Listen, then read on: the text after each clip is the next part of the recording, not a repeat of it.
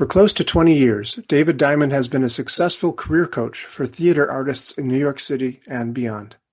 In today's episode, I asked David how he came to have such a clearly defined coaching niche, because it is widely acknowledged that having a clear niche is hugely beneficial in growing your business.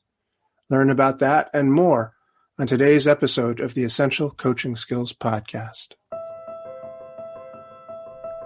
You are listening to the Essential Coaching Skills Podcast, a show devoted to uncovering the systems and the secrets that set the best apart, where you learn how to take your coaching clients to the next level, while you grow the coaching practice of your dreams.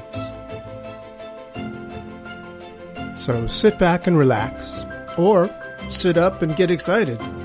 Either way, you might want to pay attention. This could be important. Welcome, David, to the Essential Coaching Skills Podcast. So nice to see you. Great to be here. Thanks for being here. And tell us a little bit about what you do. You do coaching, and you do coaching specifically for actors. And I think, is it safe to say specifically for actors in New York City, or have you expanded beyond? Well, it's not just actors, it's any artists, Okay. Any artists, mostly theater artists. So I've got directors, playwrights, actors, dramaturgs, designers, producers, anybody that's usually in the entertainment field. That's Great. People that find me, and all over the world.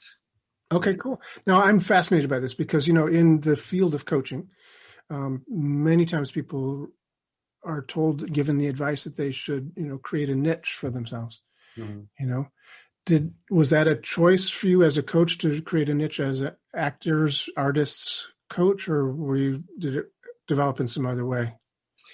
I figured at the time that I started that if I'm going to spend a lot of my time listening to people talk and talking to people, that I wanted to talk to people that I found, more interesting and more in line with the things that I'm experienced with. So because you yourself are an actor? I wasn't an actor, but I was a director, and I, was involved in theater since I was a kid. Mm-hmm. So something that I felt connected to, and I thought, well, that's who I want to talk to. So that's what I do. Very cool. So how does it work? What do you do specifically? As with a lot of coaches, I imagine you listen to what shows up and respond to whatever that is. I think the artists may have some particular unique, but not totally unique, I guess, certain issues that come up a lot. So it's about helping, each person to, change their perspective so they can be the artist that they want to be. Cool. And is it about their, let's say, performance ability or their ability within the field of the type of artist that they are, or is it also, does it segue out or evolve out or leak out to them as a human being as well? Yeah, it's really more of the human being part. I don't teach people how to act or direct or write. I help them figure out how to have a life as an artist in the real world. So how do you maintain your artistic work and your creativity and your inspiration as you go through your life and deal with all different kinds of problems or issues, including things like, let's say, COVID and other things that get in the way and can get in the way. But a lot of things can get in the way of you being your fullest artistic self. Yeah. Well, certainly right now, theater in New York has come to a screeching halt, pretty much, has it not?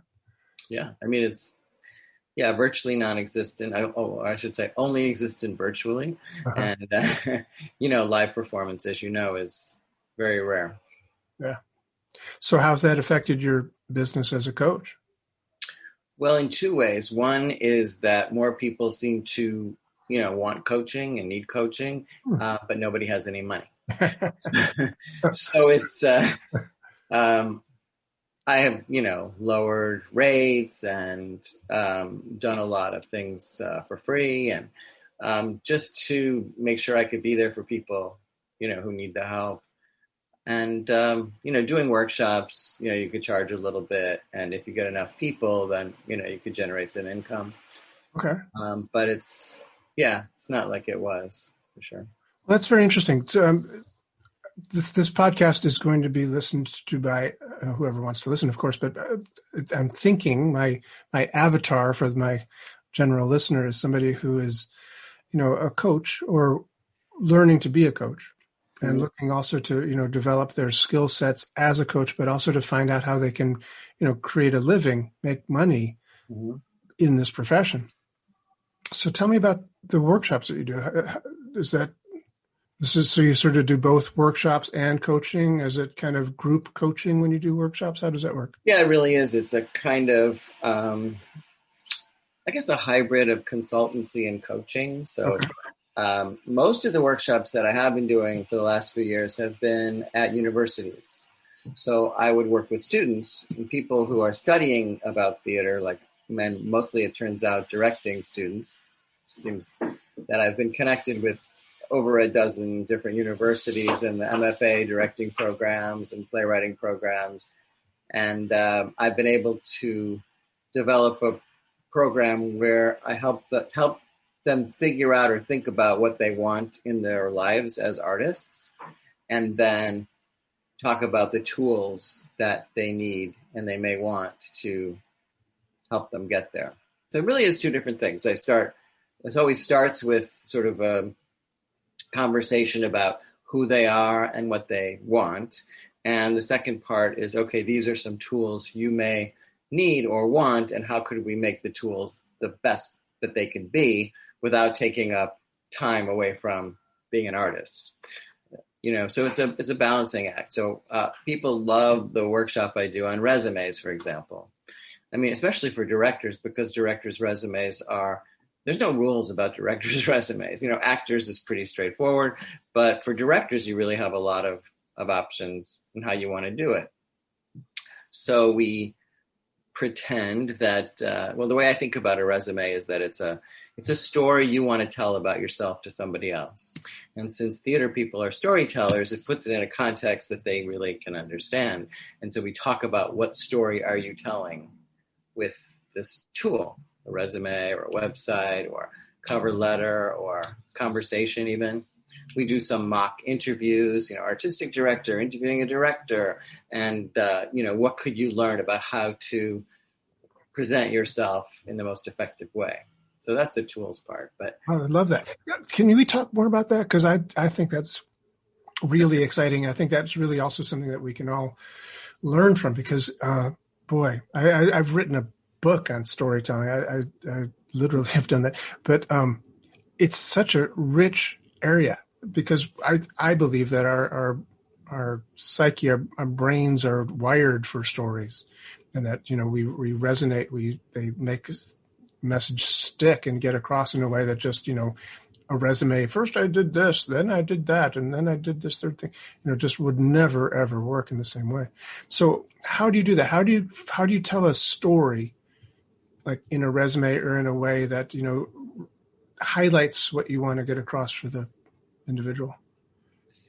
The way for a resume as an example, because there are many tools, but in that particular tool, like you said, a lot of people write them in a way like, this is what I did and this is what I did. And it sort of goes in usually a reverse chronological order of the things that they did most recently to least recently.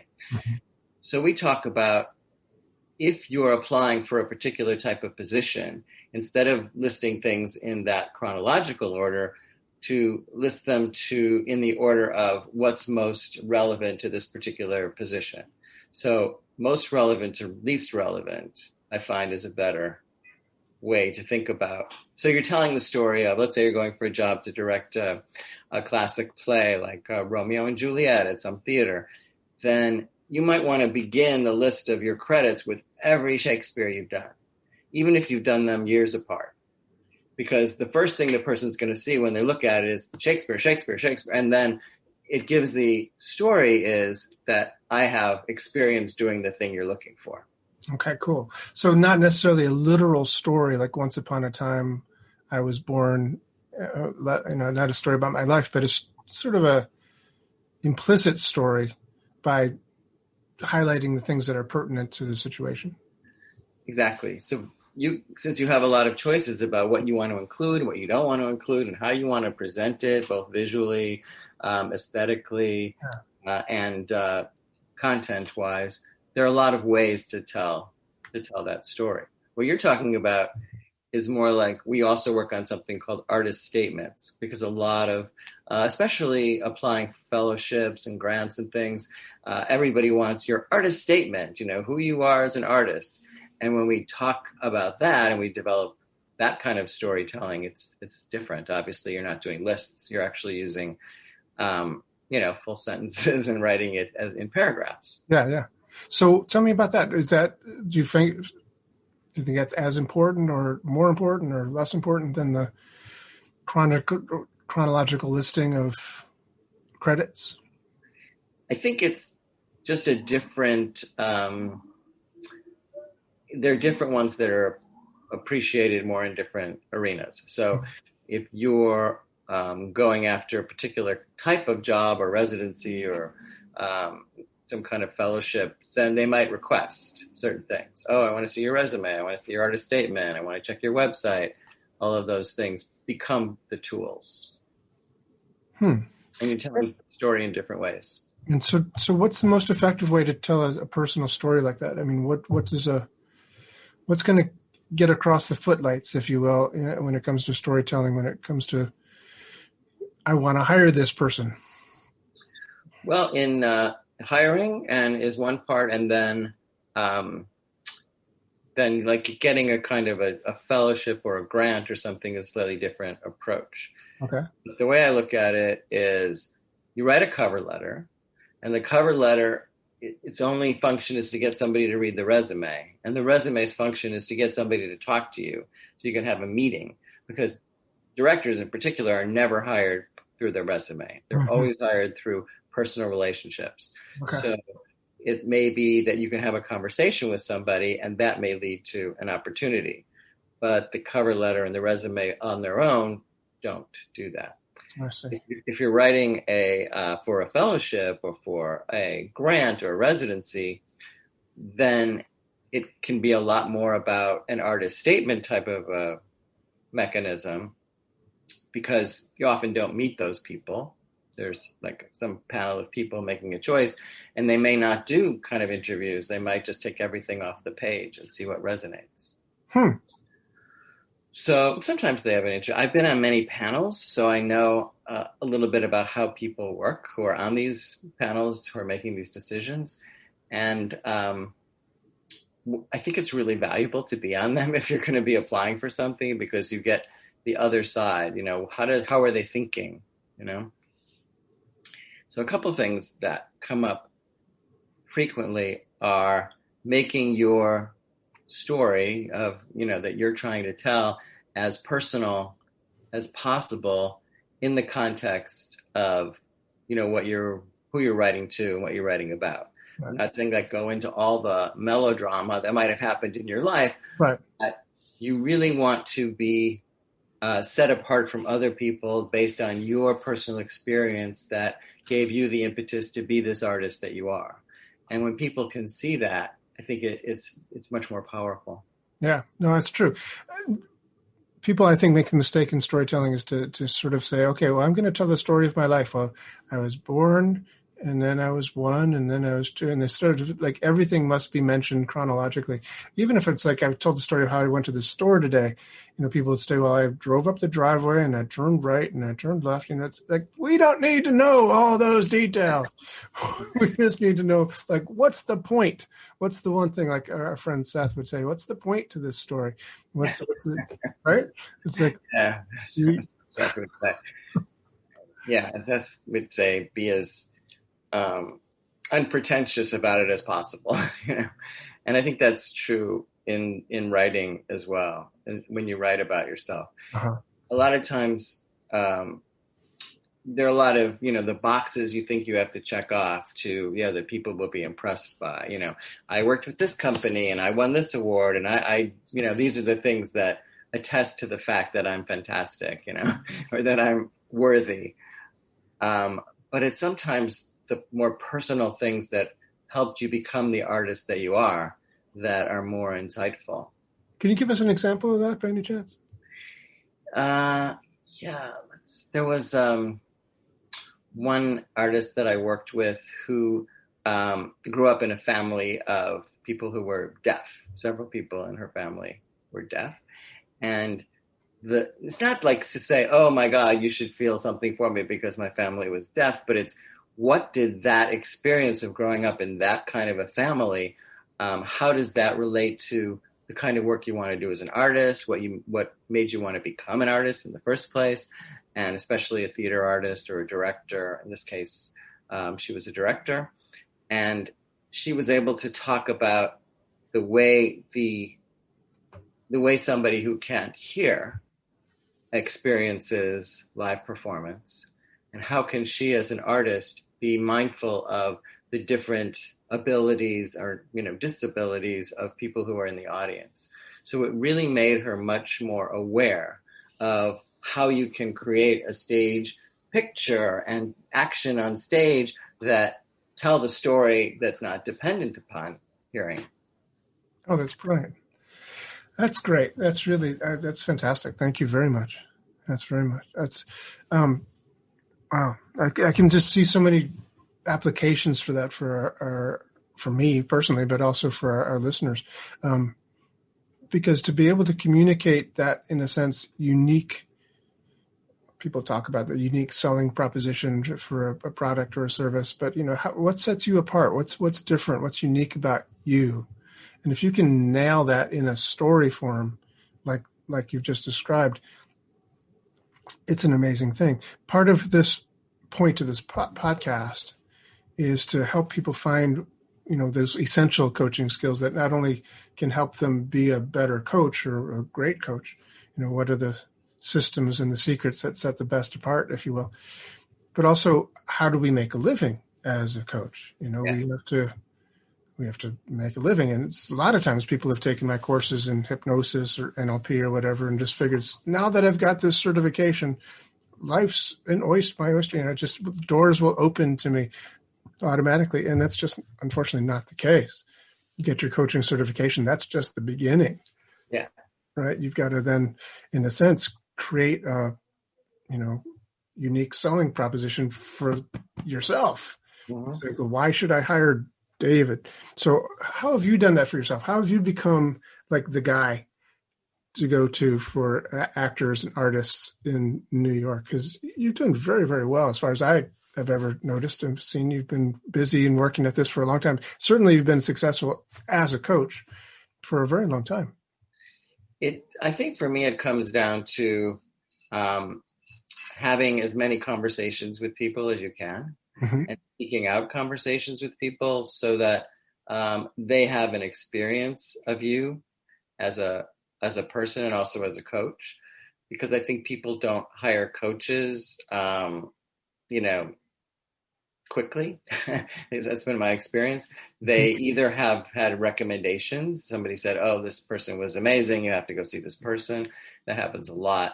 But it's also about, what is the experience they have of you coaching them. So let's say you do a complimentary session with somebody and you are full out, the most amazing coach you can be, then that experience of you is the thing that's going to sell you, if you want to think of it that way. Okay. I really don't think about it as selling so much, but I guess that's, maybe that's a problem for me. I should think about it. I think more about service. Like, how can I be of service? Yeah, that's great.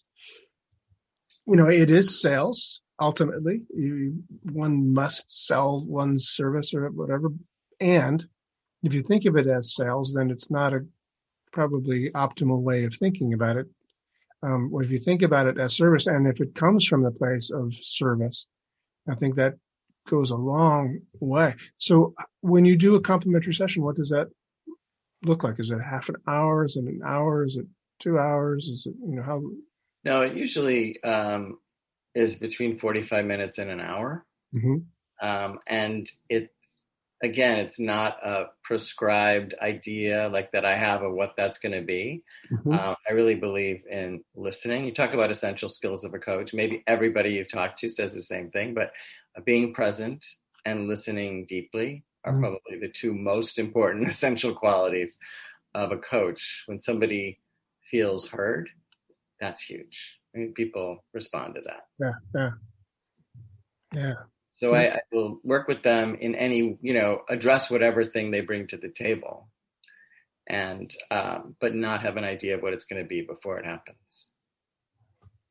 Interesting. So that shows either a lot of expertise on your part or a lot of experience on your part, maybe a little bit of both.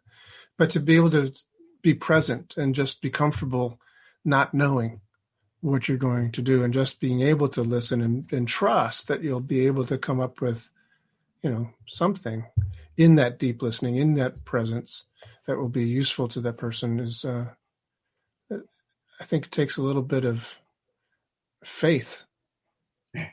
Maybe I think I approach every coaching session that way. It's about, and I think of it as, and maybe this is from experience, but you're grounding what you already know and have, like, you study a lot, you learn a lot, you read, you talk to people, but when you're in the moment, in the room, you have to allow it to come through you without, having a preconceived idea. It's kind of like what Seth talks about in acting.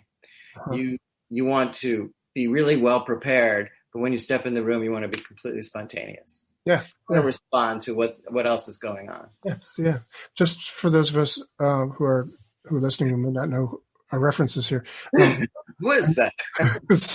Seth Parrish he's quoted in my book, although it hasn't been published yet, the storytelling book. Seth Parrish is the director, or one of the two artistic directors of the Barrow Group in New York City with his wife, Lee Brock. And you're on the board still, or have you ever been? Oh, yeah, forever. I'm not the chair of the board anymore, but I'm still on it. Okay, cool. Of the Barrow Group in New York City. And Seth is a marvelous director. He's also had some Broadway credits recently, right, with Mike Birbiglia. Yeah. He's also a wonderful teacher. I think he's one of the premier teachers of acting in the city of New York.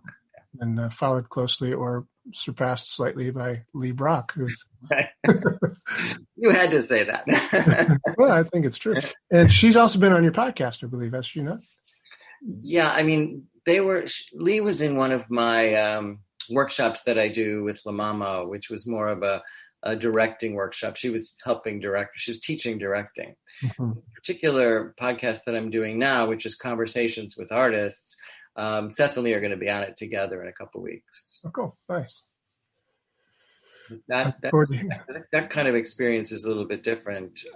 In some ways, it's like this with an interview, but I like to make it a conversation amongst artists. Oh, yeah. Everybody who comes is on view and they can ask whatever questions they want throughout. It's not like, oh, you talk and then we ask questions. It's more of a conversation. Oh, cool. Yeah. So I've had some amazing artists come on and been really inspiring.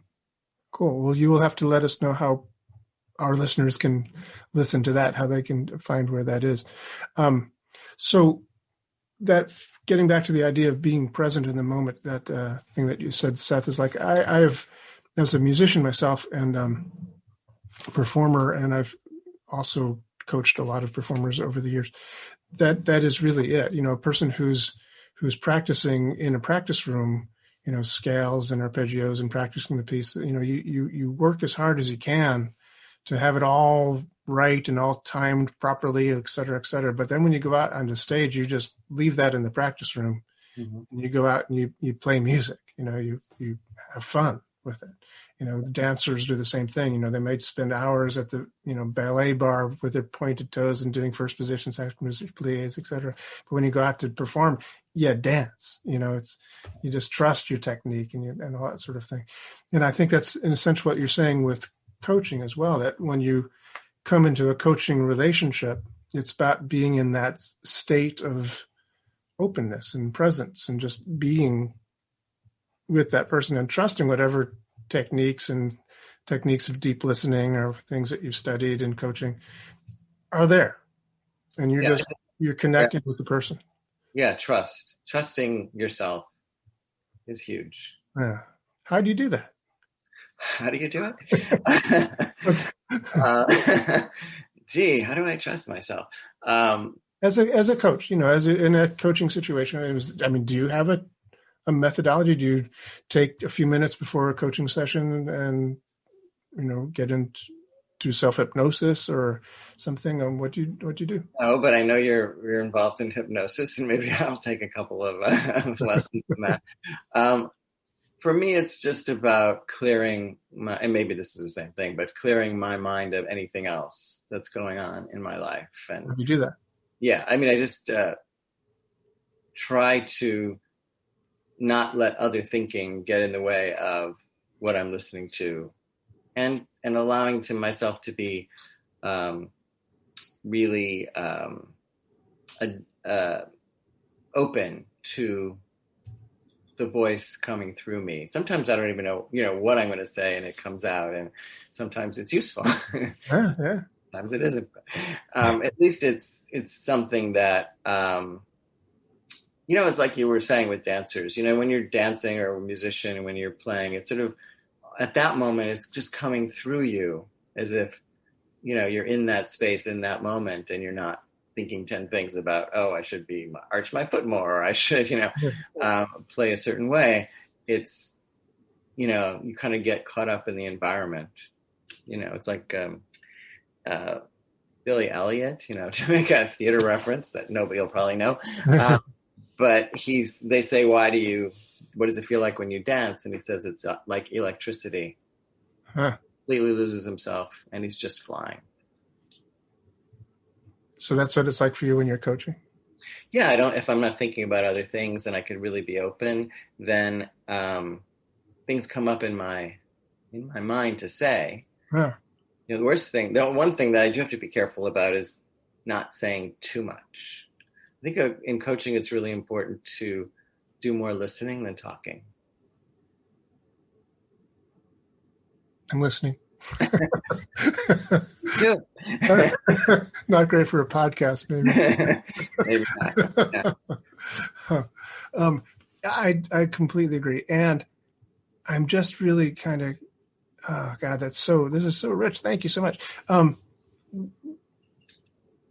So for a person who's starting off in coaching, I think part of the problem, certainly the problem I ran into, is that we're wanting to, in a sense, prove ourselves. We're wanting to get the client. We're poor. We have no money. We need a client. We need somebody to pay us money. So I have just found over the years, thank goodness, that I've got enough clients and stuff like that when I do a session of a trial, whatever. Free session. I can't think of the word that you used before, but complimentary. Thank you very much. I'm able to just say, I don't care what happens. Let's just relax here. Let's be in this moment. I'm there to serve, and if it's something that they say, "Wow, I want more of this," then great. And if it's something that goes, "Well, this is really valuable. Thank you for your time," and I'll call you when I'm ready. It's like, in other words, no, right? Okay, great. It's all great. It's all just what is. Yeah, you never know. Years later, they might call you and say, yeah. So how many of the complimentary sessions that you do, how many would you say that become clients? I never did an analysis of it, but I would say it's something around maybe 60%. Okay. I'd pick a number. So somewhere a little bit more than half. Yeah. So slightly less than half people say, call you someday. Well, I think it's also, aside from the session, since most of my clients come through personal references, a lot of it has to do with, that aspect of it as well. So they're deciding both on the experience of working with me in that session and also what other people have said. Yeah. Cool. Yeah, because I think it's important for us to recognize that we are at our best, I think, both in sales, whatever, when we don't think about sales, when it's not about sales, it's not about selling somebody to take our services, but we are there to serve. And I don't want to put words in your mouth, but it sounds like that's quite congruent with where I'm coming from with this, is that I am there to serve. And you have a lot of different ways in which you provide service to people. Sure. So I think one of the things that coaches can take from your example and other people's example is not only a one-on-one conversation as a way to provide that service or to help to work with people, but what other modalities can work. So group coaching could be one, doing a podcast could be another. There's lots of different ways to reach people, and people get reached at different times in different ways. So coming up with or developing through your own creativity different ways in which you can share and be available for people can be really helpful in this kind of a business. So it's not just I'm reliant on how many clients I have. I might be doing a podcast that reaches hundreds and hundreds of people that gives them an experience of what you do as well. And then you might do, short-term weekends or something. Oh, we're going to do a retreat and we're going to go off to some place and we're going to have this experience for a weekend. So as many different ways in which you can provide the service in different formats, then I think that is certainly one way of helping the bottom line as well as providing the service. Mm-hmm. People pay a certain amount for one-on-one, and they may pay less for a group thing, or they may pay even less, but you get numbers, right? Bigger numbers. So, right. Yeah. Have you done those retreats? Have you gone off with people and done retreats? I have done what I call intensives, but that's usually just one person. So it's one person working for many hours together instead of like an hour thing. And it's usually in person. Wow. So there would be several hours in a day and maybe, 6 hours or 3 hours in a break and 3 hours or something like that. And then in that way, you can get really deep into something pretty quickly. I've been on retreats. I've been on coaching retreats, but I haven't actually led one yet.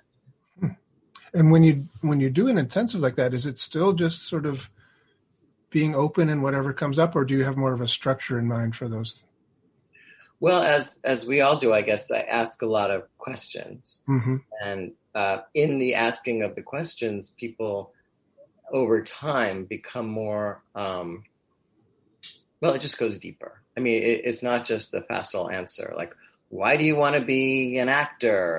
And it's like, maybe it's because I want to win an award, or I want to be famous, or I want people to love me, or whatever. And then when you continue the iterative process of asking questions, you learn a lot more about why people really want what they say they want. And it's sometimes very different than the first answer. So when you're in that deep kind of a conversation for several hours, you can really dig into that. Wow, that sounds so cool.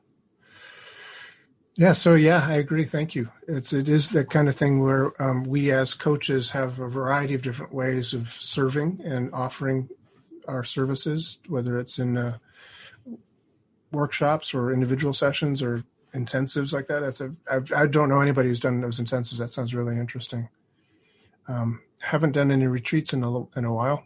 I've never done a coaching retreat with either a coach or as a coach. That sounds really interesting.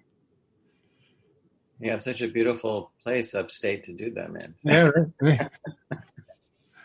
Yeah. So tell me, where did you receive your coaching training? Did you go to a coaching federation or something? Did you? I was never an ICF person, but I went to Coach University. That was where my initial training was from.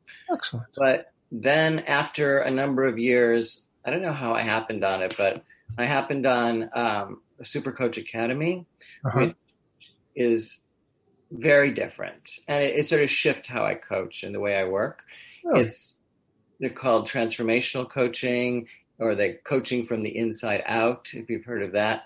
It's really more about understanding where our experience of life comes from And it's much less about trying to help, trying to, if we go in, I'm going to help you, it's a different experience than if you go in and think about what is it that for this person could give them a better experience of their life, and pointing them in the direction of things to look at and to notice. Because noticing things that you haven't noticed before, it's like that quote, you take a long journey in your life and you end up where you started, but you see it completely differently. See it with new eyes. And I think that's what our job really is to help people just see with new eyes and have a different perspective. That's beautiful. When you did Coach U, was Thomas Leonard still around? No, I think it was just after. Yeah, that he was there. Yeah. But I think it was a really good foundation, and I learned a lot, and I appreciated having that. But I don't have any certifications by anybody or anything, and nobody cares. Amazing thing about that. Yeah, I think it's really important to have training, but just like we were talking about dancers or musicians, it's like once you've got that training, then it's really about being that human connection and listening and helping them to see things in different ways and listen to things. I'm reminded of a story. I think it was Marcel Marceau, but it might have been Claude Kipnis, one of those two great mimes from back in the 70s or 80s. I think it was Marcel Marceau, who was traveling all the time, performing all around the world.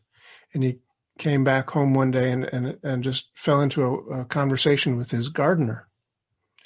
And he came away from that conversation just absolutely amazed that this man who basically spent all of his time every day in the garden, has never traveled outside of, his hometown kind of thing, knew just as much about life as he did, who had traveled the world and, met with kings and queens, et cetera, et cetera. But it's about the presence and the learning from what's there. There is a book, if I can find it quickly, but I think it's either called like The Enchanted Gardener or The Enlightened Gardener. And it's really about experience. I don't know, maybe it's the same gardener or a different gardener. Maybe you wrote a book, yeah. But these three people who are at a psychology conference, they're like psychotherapists, meet this gardener who, has insights about, our life experience that he shares, and it completely shifts these people who have that engagement with him. From his observations and experiences within a garden. Or just of people in general, Right. I wish I could find it. It's a really good book. It's very short book. But the guy who invented or started this movement of transformational coaching wrote this book, and it started him off on many other activities related to it. Nice. The writer, yeah. Cool. Thank you. I will look for that. Gosh, David, this has been just a delightful conversation. I could talk to you for hours. But I do want to talk to you a little bit longer before I let you go. I know I want to be respectful of your time and not take too much of it, but tell us a little bit about some of your,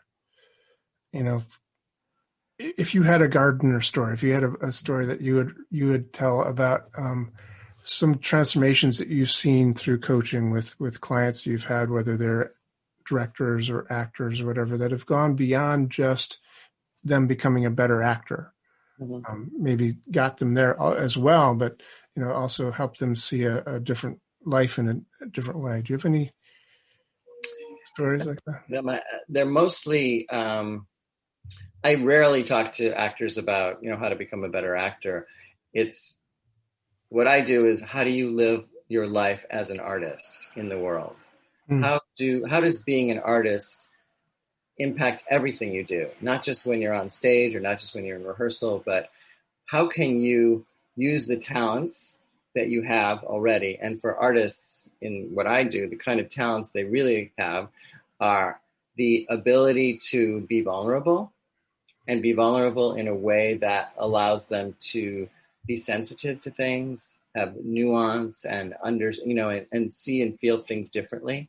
Because when you're an actor, you really have to have access to those emotional nuances in order to be really good. So how can you use your ability to that sensory ability to really understand in other things that you do in your life? And how can you use your creativity? That's another huge thing for artists, obviously, is that their creativity is a main aspect of what they do. So I talk to people about how can you be as creative in the way you pursue the work as you are once you're in the rehearsal room. And it's getting them out of the way of a lot of ideas about how things are supposed to work. Mm-hmm. So we talk a lot about, do you ever do this exercise in limited beliefs? A limited beliefs exercise, which is one that I really like. So you have them write down a list, like you divide a paper in two halves. On the left side, they're writing down a list of the things that they believe are the limits to their succeeding in business. So, for example, a woman will write, women over 40 can't get acting work anymore. The structures of theaters in America are all white male dominant, so people of color don't get opportunities. And there's like tons of them. There's all kinds of beliefs people have. You can't make a living as an artist, all these things. Yeah. So on the left-hand side, you write those. And then on the opposite side of the page, you write the exact opposite of those things. So women over 40 have many opportunities to get work in this business. And then the question you ask is, if you believed the second column instead of the first column, what actions would you take that are different? Mm. So they're using their creativity to think about if they believed life was different, what would they do differently? Because we can't do things that we don't believe. Like if we don't believe it's going to work, why would we even bother? Yeah, sure. But if we question what we're believing and start to, take it all apart and see what's really going on, then lots of creativity and ideas come up. And sometimes they're terrible and sometimes they won't work at all. But other times people are like, oh, I didn't think that I could do it that way. Like, I didn't think I could call this artistic director up and have a conversation with them because that's not the way it's supposed to work, or that's not the way it works. Mm-hmm. And guess what? No, there's no rules about that. We make it up. We make up a lot of these rules and then we live according to them, even though they may not be real. So, that's a more general. If I was to think about specific people. Lately, I've been working with, and this has been interesting, working with artistic directors of theaters who are finishing, like they're leaving their theaters. They're like, I've been doing this for a while. I want to do something else. And they're thinking about what that transition will be like and where they want to go after. Because when you've been an artistic director of a theater, you've had a lot of responsibility. You've had a lot of opportunities to do the kind of work that you want to do. But a lot of people, have had it after a while. And they're looking to do other things. So investigating what's really important to them to do in their lives and how they can manifest those important things either through other existing occupations or job opportunities, or by creating something of their own.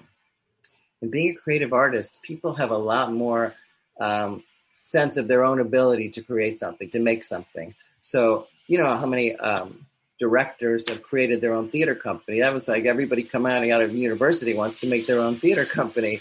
And for a while, that might be really effective. I remember when Seth and Lee started, and we were sitting in these rooms and they were thinking about, why is it the best acting I see is in these classes? And then when I go see a live performance, it's never as good.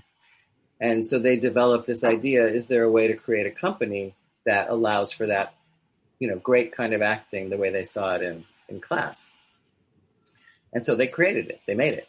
That's what we're going to do. And that's what a lot of artists do. I don't know if I answered your question. Yeah, you did. So let me ask you this. Do you find that this sort of way of thinking then also transforms the person when it comes to their relationships? It can't help but infect or affect every part of their lives because they're seeing things differently.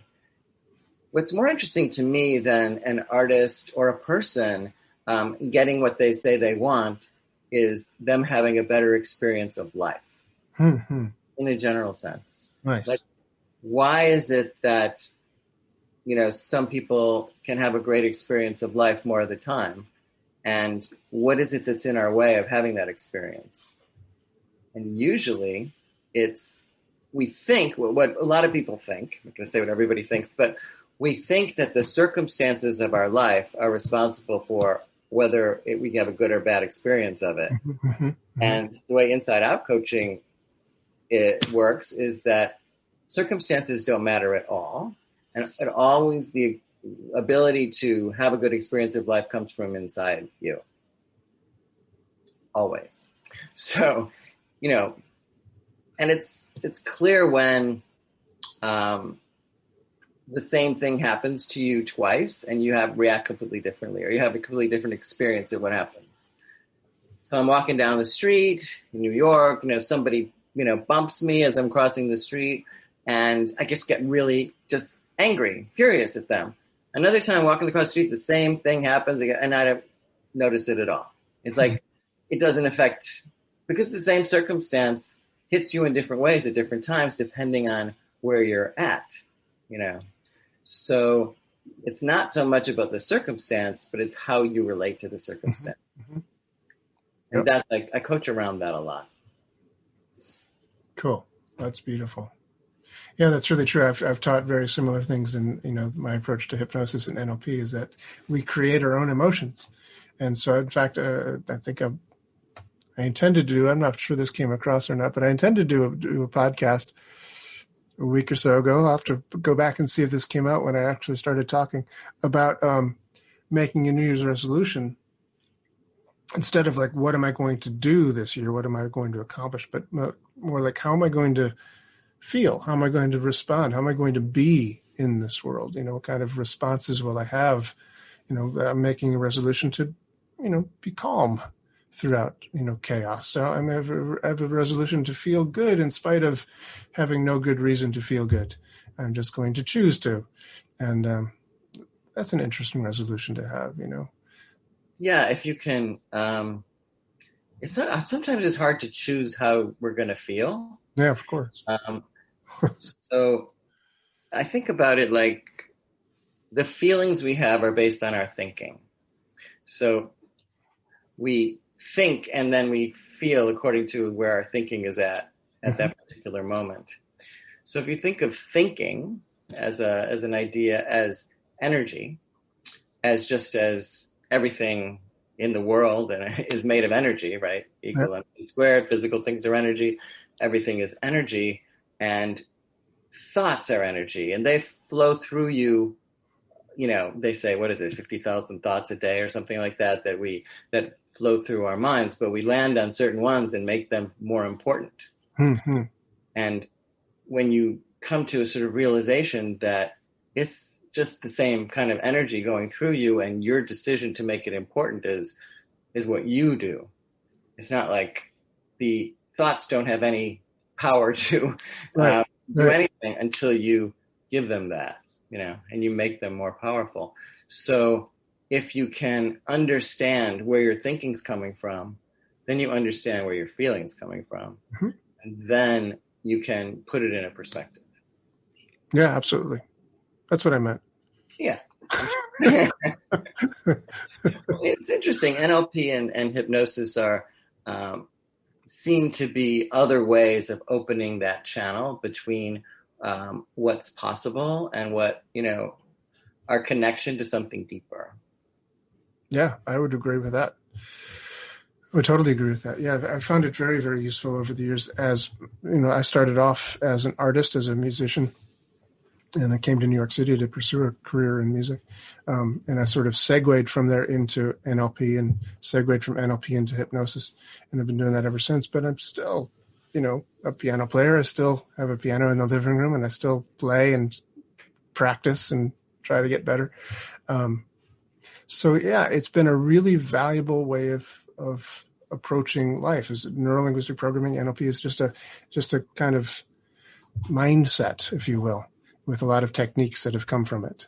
But it's an approach. And I think getting back to one of our first parts of the conversation was, that deep listening, to being present, to being open, and have that sense of curiosity. The listening comes from asking questions and being curious about, how do you do that? I mean, what's going on with that? Tell me more about that.